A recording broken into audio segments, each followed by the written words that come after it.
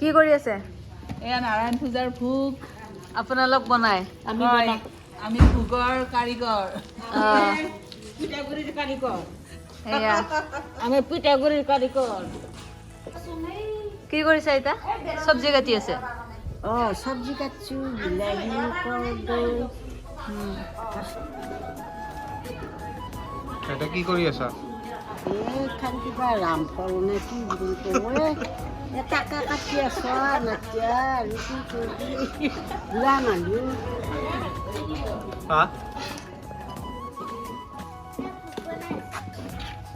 আমাৰ 3টা চেনেলে ৰেকৰ্ডিং কৰিলে এতিয়ালৈকে। ইতিমধ্যে আপোনালোকে চাগে গমেই পালে যে আজি আমাৰ ঘৰত নাৰায়ণ পূজা আছে আৰু সকলো মানুহে মিলি নিজৰ নিজৰ কামবোৰ কৰি আছে। খুৰীহঁত আহিছে, পেহীহঁত আহিছে আৰু ইয়াৰ ফল মূল আৰু যিমানবোৰ প্ৰসাদৰ বস্তু আছে গোটেইবোৰ ৰেডি কৰি থকা গৈছে এতিয়া। আৰু দেও আহিছে, চাহ দিব ওলাইছোঁ মই এতিয়া সকলোকে। কি কৰি আছা? বহুত কাম কৰিছে, মেইন কামটো কৰিছে। ভোগ বনালো, ভোগ বনালে, বনোৱা হৈ গ'ল। আইতাইও মনত পৰিছে নে নাই? সেই আকৌ থৈ দিয়া, পটককৈ থৈ দিয়া। চাহ দিয়া হ'ল বাৰু মানুহসকলক। এতিয়া অকণমান ৰাতিৰ খানাৰ কাৰণে যোগাৰ কৰিম। আদাখিনি এতিয়া মিক্সিত মাৰোঁ, কাৰণ কি নাৰায়ণ পূজাত অকল আদায়ে ব্যৱহাৰ কৰিব পাৰি, নহৰু নোৱাৰি, পিঁয়াজ নোৱাৰি। সেইকাৰণে আদাখিনি মিক্সিত পিচি থৈ দিওঁ। আৰু এতিয়া বিলাহীখিনি এয়া কাটি ল'লোঁ আৰু কাবুলী বুট আৰু মটৰ এয়া প্ৰেছাৰ কুকাৰত বইল কৰাই দিছোঁ, কাৰণ কি পনীৰ বনোৱা হ'ব। আৰু ৰান্ধনি আহি পালে, ৰান্ধনি আহি পোৱাৰ পিছত মায়ে এয়া চাকি ধূপ আৰু অকণমান প্ৰসাদ তামোল পাণ বঢ়াই দিলে মানে ৰান্ধনিৰ ঘৰটোত, আৰু তাৰপিছতহে বনোৱা ষ্টাৰ্ট কৰিব এতিয়া।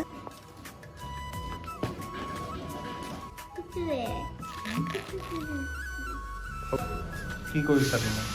মই এতিয়া মেইন কামটো কৰি আছোঁ, যিটো পনীৰ কাটা।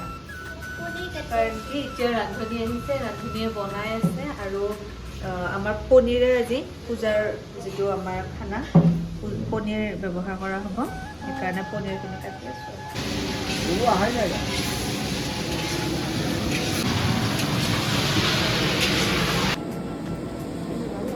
ভিডিঅ' কৰিছোঁ, কৰাই নাই মই। জেঠি অলপ ফুৰি আহিল বাৰু, আমাৰ লগতে আহিছিল। তাৰপিছত চাহৰ এতিয়া যোগাৰ ৰেডি কৰি আছোঁ। চাহৰ পিঠা বিস্কুট এনেকৈ দিম।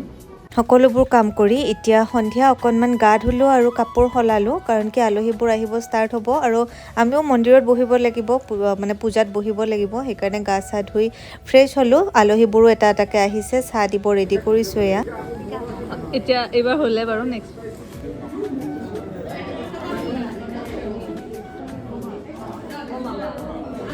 বিস্কুট খাব।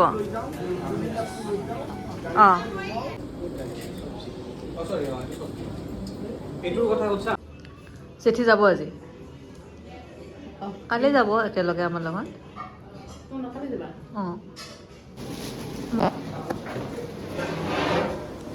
কৰি আছো কিবা কিবি কাম, চাহ তাহ দি আছো মানুহক। ঘৰটোতে ঘূৰি ভিডিঅ' কৰি আছে, তামোল কাটি আছে।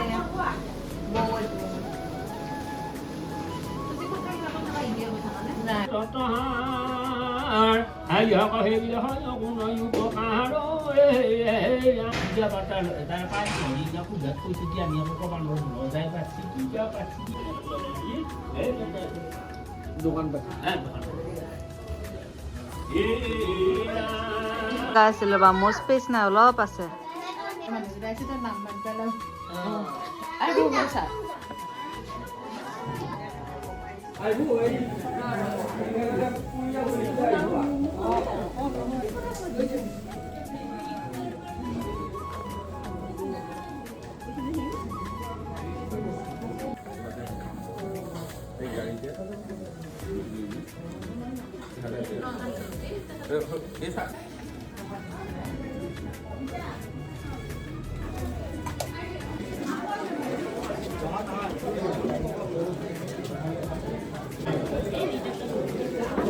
এইটো হেৰি ৰিক্সাৰ মানে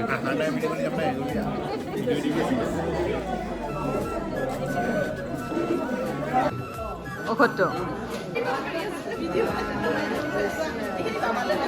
হ'ব জাগে যাব আমাৰ বাবা ইমান সোনকালে হ'ব বুলি ভবা নাই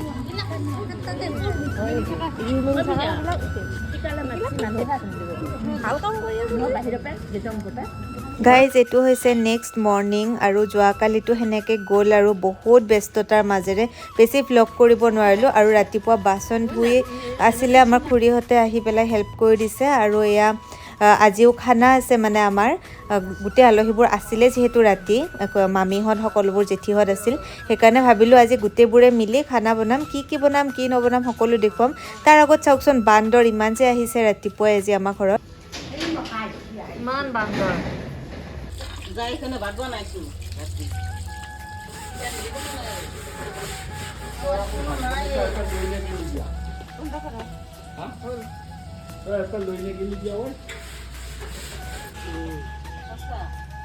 কোন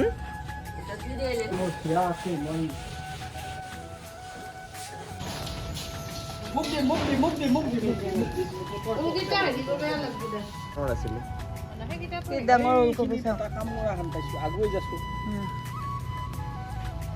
আজি খানা আছে নহয় ঘৰত পূজাৰ পিছদিনাৰ খানা বুলি মাছ ভাজি আছে কিন্তু এয়া মাছ বনাব মামীয়ে হেৰি দি চুকা শাকে দি এয়া মামী আমাৰ ডাঙৰ মামী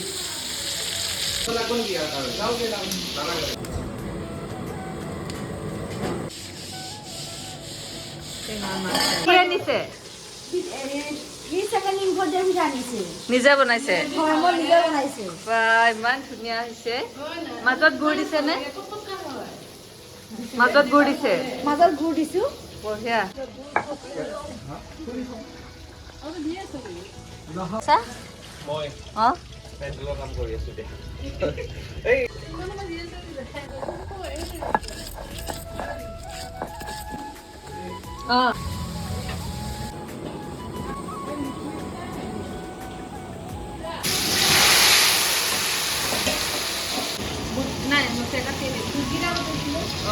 এই ডাইনিঙত এয়া বুন্দিয়া ভুজিয়া দি ৰান্ধনীক চাহ দিছে ন অঁ বাইদেউ মোৰ যোগালি লৈ আহিছোঁ আজি কিমান মোৰ 500 এখনত তুমি হওক 500ত কি বনাই দিম মই 500ত মাংসটোৱে বনাম আৰু মোৰ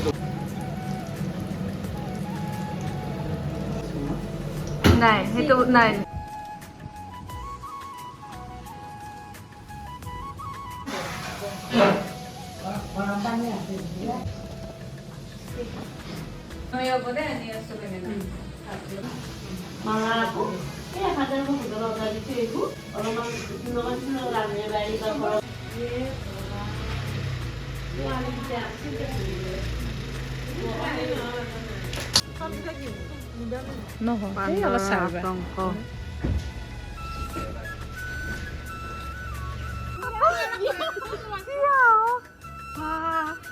কি সাহস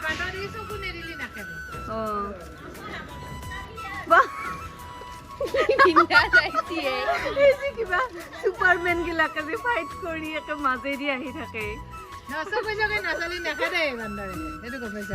সেইকাৰণে